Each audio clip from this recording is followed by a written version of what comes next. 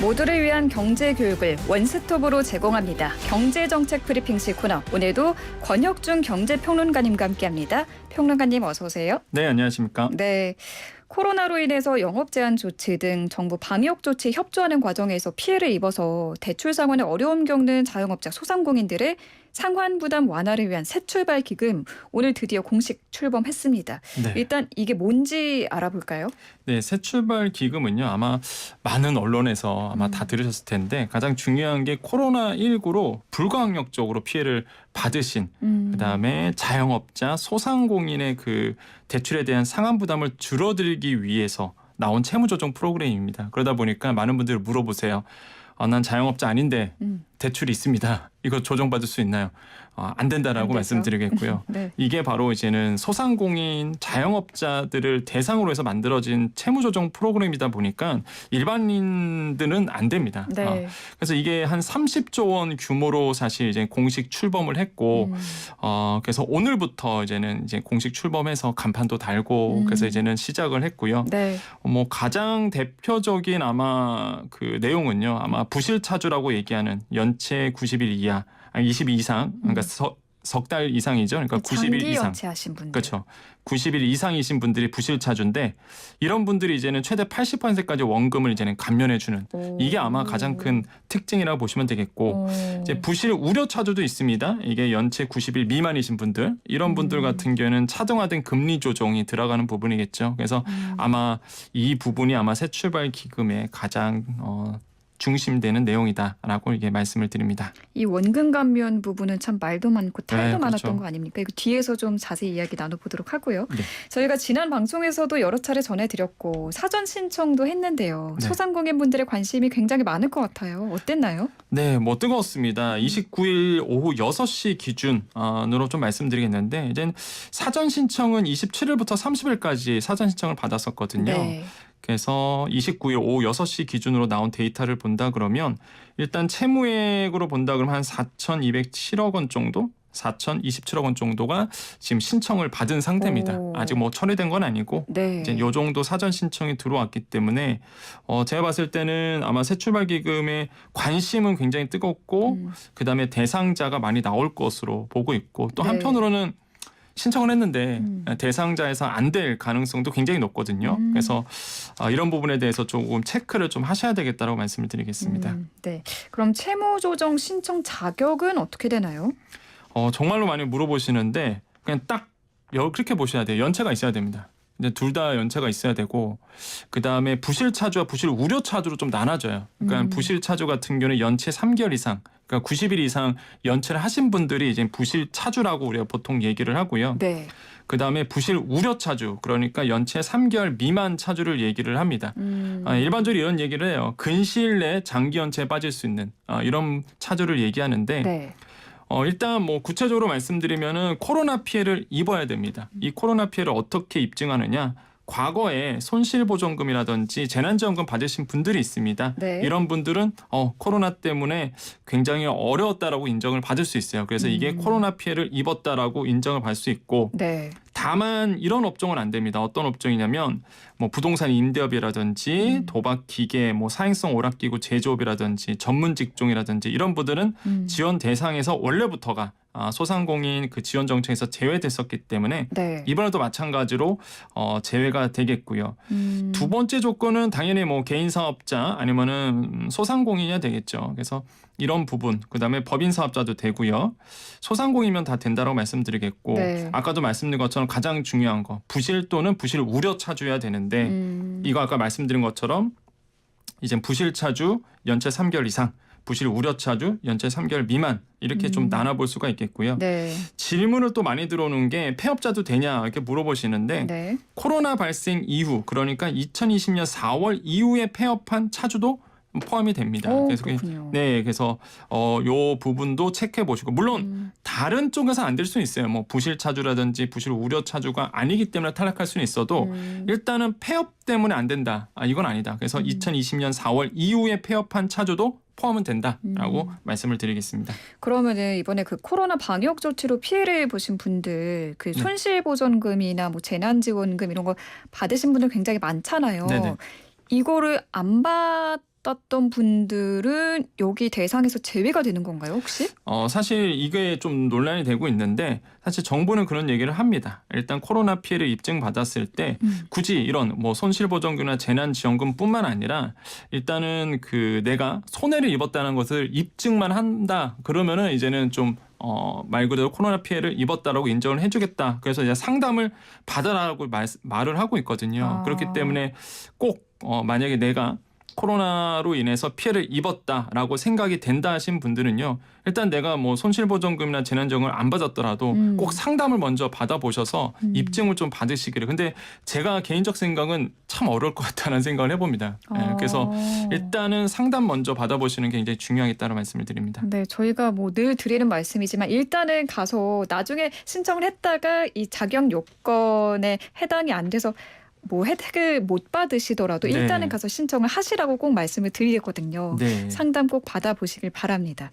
그러면은 이 채무조정 신청은 어떻게 하면 될까요? 뭐 네. 좀 헷갈리실 분들도 계실 것 같아서 좀 쉽게 좀 설명을 해주시죠. 네, 일단 온라인 플랫폼이 있고요. 오프라인 현장 창구가 있습니다. 그다음에 이제 콜센터도 이제 운영되고 있다 보니까 하나하나 좀 말씀드릴 텐데 네. 일단은 온라인 플랫폼 같은 경우에는 지금 인터넷 가셔갖고요. 그 포털창에서 새 출발 기금이라고 치면은 이제 안내가 되어 있습니다. 거기에 가셔서 본인 확인하셔야 되고 채무조정 대상 안내 자격 확인하고 채무조정 신청 순으로 이렇게 쭉 넘어가게 되거든요. 가장 먼저 하시는 데는 게 이제 유의사항이 먼저 팝업창으로 나옵니다. 거기에 하나하나 읽어보면은 유의사항 안내가 있고요. 근데 사실 저도 이제는 하기 전에 이제는 보고 왔는데 새 출발 기금 사이트 가서 유의사항 보고 왔는데 네. 약간 이렇게 헷갈리는 부분도 있고 시니어분들 같은 경우는 잘 이해를 못할 수도 있겠다 이런 생각을 많이 들더라고요. 그래서 그런 부분이 이제는 좀 홍보가 좀 강화돼야 되는 부분이라고 생각을 해보겠고 네. 그런 다음에 이제는 본인 확인이 들어갑니다. 이제 당연히 이제 본인 확인 같은 경우에는 이제 핸드폰으로도 본인 확인이 가능하시니까 그러면서 이제는 그 다음이 이제는 대상 자격 확인이 들어가는 순서대로 되어 있습니다. 온라인으로 하신 분들도 계시고요. 그 다음에 이제 현장 방문도 있는데 꼭 현장 방문 전에는요. 콜센터나 아니면은 그 신용회복위원회 콜센터라고 있습니다. 여기에 연락을 꼭 한번 하셔갖고 안내를 받으시기를 좀 권유드리거든요. 왜냐하면 현장 창구 같은 경우에는 접수 창구도 좀 다를 수밖에 없기 때문에 미리 좀 전화를 하셔야 되는데 네. 새출발기금 콜센터가 지금 현재 운영이 되고 있습니다. 네. 1660에 1378번이거든요. 이게 네. 전용 콜센터예요. 그래서 1660에 1378로 전화하셔서 현장 방문 좀 문의해 주시면 되겠고 요거 같은 경우에도 이제 오늘부터 현장 창구가 이제는 오픈을 했습니다. 9시부터 오픈을 했고 그래서 마감 시간은요. 일단은 평일은 오후 6시에 이게 마감이 되고요. 네. 서민금융통합지원센터도 있는데 이쪽으로 가실 분들은 오후 5시에 또 마감이 돼요. 그러니까 요거는 좀 나눠서 되기 때문에 꼭 기억을 하셔야 되겠다. 이렇게 말씀을 드리겠습니다. 네. 이거 사이트를 먼저 가서 유의사항을 보고 네. 그 다음에 콜센터로 전화를 하면 되는 건가요? 예, 그렇죠. 이제는 사이트에 가신 분들은 이제는 온라인으로 해서 이제 하시는 분들이고 일단 내가 오프라인을 하겠다라고 하신 분들은 일단 전화 한번 하셔서 정확하게 위치나 아니면 물어보시면 되는데 이제는 조금 이렇게 온라인에서 하셨을 때에 이제는 그 이제 본인 인증하고 그다음에 그 다음 단계가 내가 대상인지 아닌지를 확인한다고 말씀드렸잖아요. 네. 사실 이게 그 많은 분들이 내가 채무조정 대상인지 이거를 헷갈려하세요. 근데 간단한 방법은 온라인 접속하셔서 내 개인정보 넣으면 이게 나옵니다. 대상인지 아닌지 내가 대상인지 아닌지 확인이 가능하거든요. 그러면 체크리스트도 있다 보니까 네. 이게 확인이 가능하세요. 그래서 일단은 내가 헷갈린다. 내가 정말로 대상자인지 아니신 분들은 사이트 들어가셔갖고요. 새출발기금 사이트 들어가셔서 진행 절차를 밟아보시면은 내가 뭐 말 그대로 부실차주인지 왜냐하면 이게 전산화돼 있거든요. 왜냐하면 그 연체하신 분들이기 때문에 네. 이미 전산화돼 있다 보니까 부실차주인지 부실 우려차주인지 네. 체크가 가능하겠다라고 말씀을 드리겠습니다. 그래서 네. 헷갈리시는 분들은요. 일단 내가 젊다. 그리고 인터넷을 잘 안다. 그럼 사이트 가시고 난 시니어고 이게 정확히 신청을 온라인이 좀 어렵다 하시는 분들은요. 저는 이제 현장 방문 추천드리고요. 충분히 상담 받으신 다음에 들어갈 수 있기 때문에 네. 그런데 현장 방문은 꼭 미리 한번 전화를 하셔서 먼저 하시고. 하고 가시는 것이 조금 더 현명하겠다. 이렇게 다시 한번 강조를 해드리겠습니다. 네, 1660-1378번. 그다음에 신용회복위원회는 1600-5500번 이렇게 되시면 됩니다. 네, 그럼 많은 이제 또 소상공인분들이 궁금해하시는 게 채무조정 대상 대출이 뭐가 있는지 궁금해하시거든요. 담보대출도 되는지, 가계대출도 되는지 궁금합니다. 이게 굉장히 중요한 게 새출발 기금은 이제 새출발 기금 협약에 따라서 이루어지게 돼요. 그러다 보니까 그 협약에 어느 금융사가 들어왔느냐가 중요한데 사실 뭐 전 금융사가 다 포함되어 있다. 이게 보는 게 합당할 것 같습니다. 그래서 협약금융회사가 보유한 모든 대출이에요. 뭐 사업자 대출, 가계 대출도 되고요. 그다음에 이런 뭐 담보, 보증, 신용 무관하게 사업자 대출이면은 뭐 다 되고. 그다음에 이번에 특징인 게 가계 대출도 가능합니다. 근데 이제 가계 대출이 내가 생활금 쓰려고 이런 건 안 되고요. 뭐 내가 집을 살려고 이런 건 당연히 안 되고 네. 사업용으로 썼을 경우 이런 것들은 사실 해당이 된다 이렇게 보시면 되겠고. 네. 근데 중요한 게 이제는 이게 하나를 좀 말씀드려야 되는데 이게 부실차주, 부실우려차주가 있다 그랬잖아요. 네, 그래서 네. 부실차주 같은 경우에는 보증 신용채무가 가능을 합니다. 그러니까 이게 부실차주 같은 경우에는 원금 조정이 들어간다고 했잖아요. 네. 그러면 이제 원금 조정이 들어가는 채무가 뭐가 있느냐? 다시 한번 강조되지만 보증과 신용 채무는 가능해요. 그런데 담보 채무 아까 물어보셨잖아요. 네. 담보 채무 같은 경우는 원금 조정이 안 됩니다. 그러니까 이걸 구분할 줄 알아야 돼요. 이게 내가 부실차주다 보니까 나는 다 되나 보다. 원금 감면에 다 되나 보다. 이렇게 보시면 안 되고요. 신용과 보증 채무는 원금 감면 해당이 되지만은 담보는 안 된다. 이게 좀 나눠져 있어요. 그래서 이거를 좀 주의하셔야 되겠고 부실 우려 차주도 있죠. 연체 90일 이하이신 분들, 미만이신 분들 이런 분들 같은 경우는 담보, 보증, 신용 채무 다 가능합니다. 요거는 이제는 원금 조정이 없죠. 부실 우려 차주는 네. 대신에 이제 이자 감면이 있습니다. 그러니까 이런 부분이 좀 나오기 때문에 이거를 좀 구분하셔야 되겠고요. 다시 한번 말씀드리지만 안 되는 채무 있습니다. 뭐 부동산 임대, 매매업 관련 대출이라든지 주택 구입 이런 걸로 이제 안 되시는 분들, 그다음에 자산 형성 목적으로 대출 받으셨던 분들 이런 것들은 이번에 해당되지 않는다. 그러니까 온전히 사업용으로 썼을 때만 이제 가능을 하고 다만 이런 거 있습니다. 부동산을 담보로 사업용 대출 받으신 분들 이건 가능해요. 이건 가능하고 또 한 가지가 상용차 구매 대출인데 화물차 하시는 분들 중장비 이때 이제는 대출을 받잖아요. 네. 근데 이거는 사실 차잖아요. 담보를 차로 잡았기 때문에 이런 상용차 구매 대출은 예외 조항으로 해서 이번에 해당이 됩니다. 왜냐하면 일을 하셔야 되는 그렇죠. 부분이라서 네네. 이런 부분은 이제는 가능을 하다라고 좀 말씀을 드리겠습니다. 알겠습니다. 채무 조정 내용은 어떻게 되나요? 네, 아까 말씀드린 것처럼 두 가지로 나눠 달라고 말씀드렸는데요. 부실차주와 이제 부실우려차주. 예, 이거를 좀 나누셔야 됩니다. 일단 부실차주 같은 경우에는 가장 중요한 게 원금 조정이라고 말씀드렸습니다. 이제 원금 조정은 이제는 표현하게 원금 조정 그러면 딱 안 와닿으실 텐데 확 와닿게 말씀드리면 원금 탕감 이렇게 보시면 되겠는데 네. 최대 80%까지 감면을 받아요. 근데 이게 부실차주입니다. 그래서 논란이 많죠. 그렇죠. 네, 왜 나는 성실하게 돈 갚았는데 이런 분들한테는 혜택이 없고 이게 지금 연체하신 분들 그것도 90일 연체 이상 연체면은 거의 그냥 빚을 못 갚는 분들이거든요, 사실. 이런 분들에게는 왜 감면에 들어가느냐 이렇게 이제 논란이 있을 수밖에 없는데 이게 그 비탕감 논란 때문에 원금 탕감이라는 말 대신 조정이라는 말로 그렇죠. 바꾼 그거 맞죠? 네, 맞습니다. 그래서 저번에도 말씀드렸지만 이게 지금 표현을 이제는 워낙 논란이 뜨겁다 보니까 이게 뜨거운 감자잖아요. 그래서 네. 이제는 표현을 이제 정부가 조정이라는 표현을 이제 좀 쓰게 되겠고 네. 그래서 일단 80% 최대 80% 감면율을 적용받습니다. 금리 감면도 받아요. 이자, 연체이자 이제 감면 받고요. 상환 반식도 이제 기존 대출과 무관하게 이제 분할 상환으로 무조건 갑니다. 그래서 쪼개서 이제는 분할 상환으로 갖게끔 되고 네. 그 다음에 이제 부실 우려 차주를 좀 말씀드리겠습니다. 부실 우려 차주는 이제는 연체가 90일 미만이신 분들인데 네. 원금 조정은 없습니다. 이런 분들은 원금 조정이 없고요. 그다음에 금리 감면은 있습니다. 금리 감면이 되는데 그 연체 기간에 따라 좀 차등하게 됩니다. 그러니까 연체가 30일 이하다이신 분들은 기존 약정금리 그대로 유지가 되고요. 9% 초과금리만 좀 조정을 받습니다.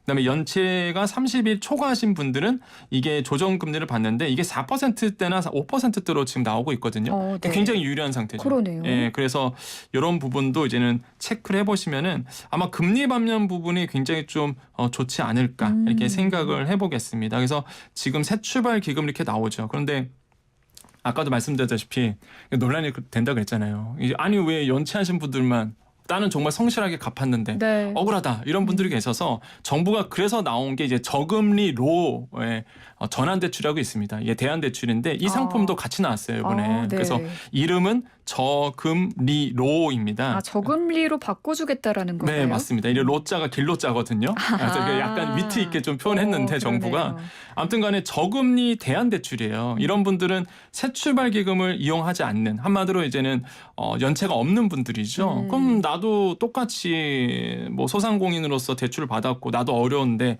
이런 분들 같은 경우에는 새 출발 기금 못 이용한다. 그러면 이제 저금리로라고 해서 대안 대출을 활용하셔서 네. 이거를 이제는 저금리로 바꿔줍니다. 그러니까 이게 이 금리는 7%거든요.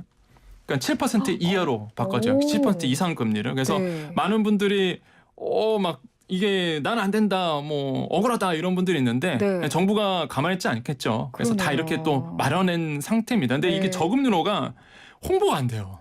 그리고 저도 처음 들어요. 네, 홍보가 안 되다 보니까 많은 분들이 새 출발 기금만 알고 네. 이게 잘 모르셔갖고 그래서 다시 한번 말씀드리지만 그런 분들은 이 저금리로라는 대안 대출로 활용하셔서 조금 대출을 좀 저금리로 바꿔주는 이런 정책도 마련되어 있으니까 좀 활용해 보시기를 다시 한번 말씀드리겠습니다. 이 저금리로 대상은 그 연 7% 이상이라든지 뭐 이런 기준이 있나요? 금리가 몇 % 이상의 대출을 받은 소상공인 뭐 이렇게? 네, 있습니다. 일단 저금리로 같은 경우에도 소상공인 자영업자 대상으로 나왔고요. 네. 그다음에 이제는 대출 자체가 7% 이상이신 분들 이런 분들이 이제는 갈아타기용으로 이제 나왔다라고 보시면 되겠고 제가 봤을 때는 아마 정부가 고심이 많았을 거예요. 새 출발 기금을 내놓자니 사실 새 출발 기금이 해당하지 않으신 소상공인 자영업자분들은 굉장히 억울하거든요. 그렇죠. 사실 그럴 것 그래서 같아요. 나도 힘든데 네. 그래서 이제 정부가 같이 이번에 나왔어요. 그래서 소상공인이시라면 지금 딱 세 가지를 기억하셔야 돼요.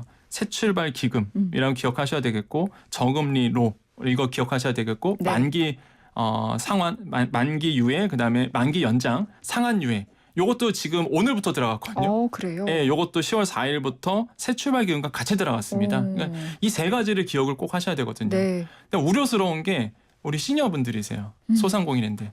그러니까 이게 중복해서 한꺼번에 쏟아지다 보니까 야 이게 나한테 해당이 되나 안 되나 모르실 겁니다. 그렇기 때문에 이제 생생경제를 잘 청취하시면서 이 정보를 끊임없이 지금 보셔야 되겠죠. 네. 그래서 소상공인 대상으로 정부가 정말로 그 애틋한 마음으로 만든 거예요. 사실 네. 어려우신 분들을 위해서 만든 거겠다 보니까 좀 잘 활용하셨으면 좋겠다라고 생각을 해봅니다. 네, 여러 가지 대책을 내놓았는데 잘 들으시고 해당이 되는지 꼭 이런 혜택 받아 가셨으면 좋겠습니다. 네. 근데 만약에 내가 채무 조정이 된다면은 신용상의 문제가 없을까요? 이거 있습니다. 이게 부실차주, 부실우려차주 나눠진다고 했잖아요. 부실차주 같은 경우에는요. 일단은 이게 공공정보가 등록이 됩니다. 한마디로 이 사람이 채무조정 받았어라고 이제 공공정보에 등록이 되고요. 당연히 연체 90일 넘어가면은요. 당연히 이제는 채무불이행 거의 똑같거든요. 네. 그래서 신용카드 발급 제한이라든지 신용상의 불이익이 당연히 있습니다. 그래서 이런 것들은 뭐 어쩔 수 없는 부분이다. 그래서 신용상의 불이익이 있다라고 말씀을 드리겠고 네. 부실차주의 변제 시작 2년이 경과된다 그러면 공공정보만 해제가 됩니다. 한마디로 이제는 이 사람이 채무조정 프로그램 받았어라는 것만 이제 빠지게 되고요. 나머지는 은행권에서 이제는 그저로 남아 있겠죠. 그 다음에 또 하나 보셔야 될 게 부실 우려차주 같은 경우에는 이제 네. 정부가 얘기하는 건요. 일단 채무조정 한다고 해서 사실 뭐 경공기록에 남는다 이런 거는 아니다. 근데 이런 거는 조금 말씀드리고 싶은 게 그 부실 우려차주가 이제 금리 감면 혜택을 받잖아요. 근데 이런 경우가 있습니다. 나 새 출발기금 부실 우려차주를 신청을 했는데 네. 나 가서 불이익 당했다. 예를 들어서 뭐 대출 한도가 축소당한다든지 금리 인상 당했다. 이런 분들이 분명히 나올 거예요. 근데 이런 거는 새출발 기금을 이용했기 때문에 나오는 게 아니라 네. 동시에 그게 된 거죠. 내가 연체 기록이 있다 보니까 그 연체 때문에 신용상의 불이익이 생기는데 그게 동시에 이루어지다 보니까 네. 어쩔 수 없이 이제는 이루어질 수밖에 없는. 그러니까 오히려 이거 새출발 기금을 오해할 수는 있습니다. 그러네요. 근데 새출발 기금을 받았다고 해서 부실 우려 차주입니다. 받았다고 해서 이게 뭐 신용도가 떨어진다든지 대출 한도가 축소된다든지 이런 건 없다. 다시 한번 말씀드리지만 본인의 신용 점수가 이제 하락으로 인해서 이뤄질 수 있는 부분 자연스럽게 이런 부분은 있을 수 있기 때문에 이런 것들은 좀 주의할 필요가 있겠다라고 말씀을 드리겠습니다. 채무 조정 뭐 신청 한도나 횟수 뭐 여기서 주의할 사항은 뭐가 있을까요? 너무 중요한 게요. 사실 이게 신청 기간 중 한 번만 가능해요. 신청이. 그래서 이것도 이제 강조를 하고 있죠. 그래서 새출발 기금은요. 고의적으로 그다음에 반복적으로 신청 사례를 막고자 이번에 신청 기간 중 1회만 채무 조정 신청이 가능하도록 되어 있습니다. 근데 반복적으로 신청할 이유가 있나요? 일단은 내가 안 될 경우가 있잖아요. 그럼 계속적으로 좀 신청을 하는 거죠. 될 때까지. 왜냐하면은 고의로 연체하신 분도 분명히 있을 거예요. 계속적으로. 그다음에 이런 부분 때문에 사실 한 번만 채무 조정 신청이 가능하도록 되어 있기 때문에 그렇군요. 이거를 꼭 주의하셔서 신청하실 때에 좀 꼼꼼하게 챙기셔서 신청을 하셔야 되겠다. 그다음에 이거는 이제는 1년간 채무 조정 신청을 받아요. 근데 이게 만약에 필요한 경우 뭐 코로나가 재확산된다든지 소상공인이 어렵다 하신 경우에는 최대 3년까지 운영될 계획이기 때문에 이런 것도 같이 체크하시는데 권유드리는 거는요. 만약에 내가 새출발 기금을 이용할 생각이 있다 하신 분들은 1년 안에 하시는 게 좋습니다. 예, 1년 안에 일단은 신청 접수를 받기 때문에 그리고 필요한 경우 3년까지 늘어나는 경우예요. 그렇기 때문에 1년 안에 좀 신청을 해주시는 것이 좀 더 안전하겠다라고 말씀을 드리겠습니다. 네, 오늘 말씀 여기까지 들을까요? 네, 감사합니다. 네, 고생하셨습니다. 네, 지금까지 권혁준 경제평론가와 함께했습니다.